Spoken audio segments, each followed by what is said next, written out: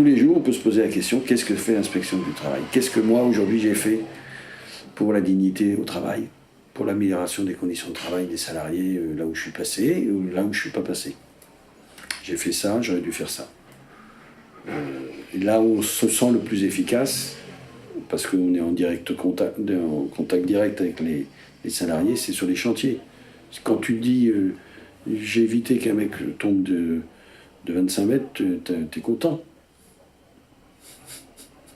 Par contre, quand tu vas chez l'employeur et que tu demandes à faire respecter les 35 heures, ou les 10 heures de travail dans la journée et pas plus, avant de l'obtenir, il va se passer un moment. Donc tu n'es pas très satisfait quand tu ressors de chez l'employeur. Tu lui fais la belle lettre pour lui dire les 10 heures ne sont pas respectées, avant qu'il se mette en conformité avec la réglementation. Un autre aspect, ça va être par exemple le fait que l'inspection du travail fait des permanences au public. C'est-à-dire que n'importe quel salarié peut contacter l'inspection du travail par téléphone, faire un rendez-vous ou écrire, et aura une réponse. Alors, ça ne marche pas toujours bien, on est d'accord, on n'est pas forcément joignable, etc. Et puis la réponse n'est pas forcément à la hauteur de la demande, d'accord. N'empêche, le fait qu'un salarié puisse, à un endroit, avoir une réponse à des questions de droit, sur ses droits à lui, deux, qu'il puisse saisir cette autorité en disant « Moi je me plains, il y a un problème à l'entreprise, je vous demande de la contrôler », c'est extrêmement fort. Et moi, je suis très attachée à ce lien-là entre l'inspection du travail et les salariés, parce que un employeur, il sait ça aussi. Il sait qu'un salarié peut aller se plaindre à l'inspection du travail et que ça peut entraîner une réaction. On voit bien que c'est quand même la peur de l'inspection du travail qui fait que on va installer un échafaudage conforme, on va faire attention à ce que la machine soit également conforme, on va déclarer le salarié auprès des organismes sociaux. Voilà, ils vont respecter un minimum de droit du travail. Je dis bien un minimum parce que ce n'est quand même pas notre existence qui fait que le droit du travail est respecté dans son ensemble, hein, loin de là. Je reprends l'image d'un collègue qui m'avait dit, un jeune collègue qui était un peu dépité par les résultats et qui m'avait dit « j'ai l'impression de vider la mer avec une cuillère percée ». Et moi je lui avais dit « mais ton boulot c'est de mettre de temps en temps les doigts sur les trous et de sortir une cuillère et c'est déjà pas mal ». Et donc c'est ces petites choses-là au quotidien qui sont pas forcément... Enfin ça change pas le monde quoi. Mais le fait que suite à une intervention de notre part, des gens auront des toilettes un peu plus propres, auront un niveau de sécurité plus élevé, une meilleure protection contre le risque chimique, mais aussi un rappel de salaire, mais aussi une requalification de contrat. Bon, ça rend notre... à condition de rester humble sur les objectifs à atteindre, je pense que ça rend notre boulot quand même... c'est valorisant, quoi. Souvent, on est avec des salariés qui sont un peu seuls avec leur situation. Et du coup, ils reportent beaucoup d'attentes sur nous. Or, nous, on ne peut pas tout faire. Et d'ailleurs, ce n'est pas le but qu'on fasse tout, même si on pouvait. Le but, en fait, c'est de donner les outils ou les armes juridiques et qu'après, les salariés ou les représentants du personnel s'en servent et en toute autonomie fassent avec ça vis-à-vis de l'employeur. C'est ça le but. C'est pas qu'on serve de béquille permanente ou qu'on les assiste non-stop. Nous, on fait quand même un peu office, moi je dirais plutôt de SAMU, pas de SAMU social au sens SAMU social, mais de SAMU, c'est-à-dire d'urgentiste du social.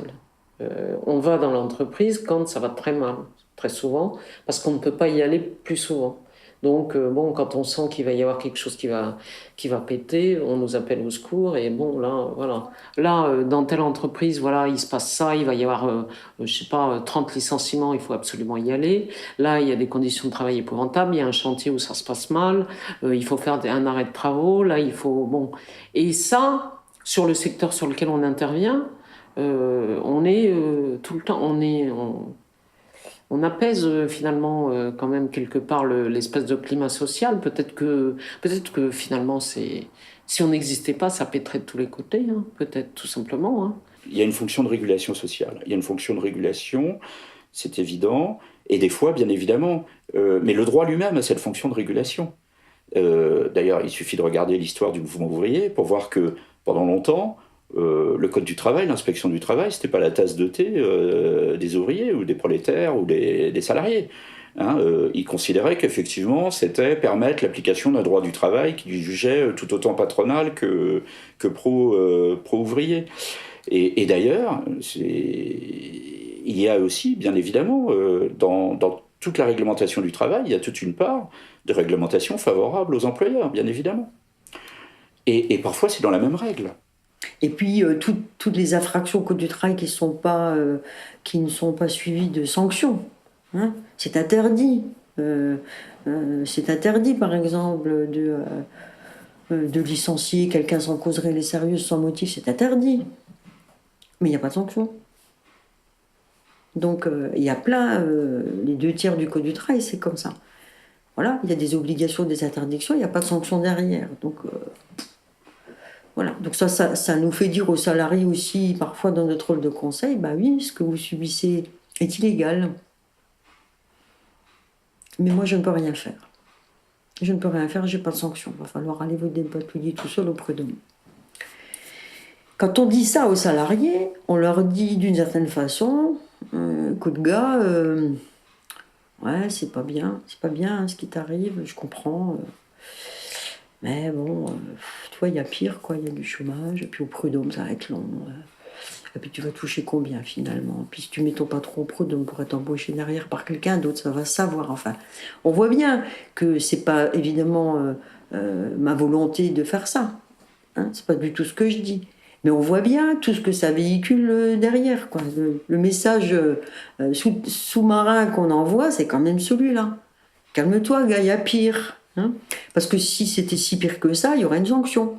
Hein, s'il n'y a pas de sanction, c'est que c'est pas si grave. Donc si, c'est fait pour acheter la paix sociale. À l'origine, c'est fait pour. Et le code du travail est toujours construit comme ça. Avec l'évolution et notamment le chômage, je pense que justement, c'est peut-être une transformation de fond, ça. La pression sociale, elle est telle maintenant que de toute façon, le risque de révolte, il est faible, voire nul. Donc on n'achète rien du tout comme paix sociale quand on y va. Mais du coup, ça fait plus chier les patrons.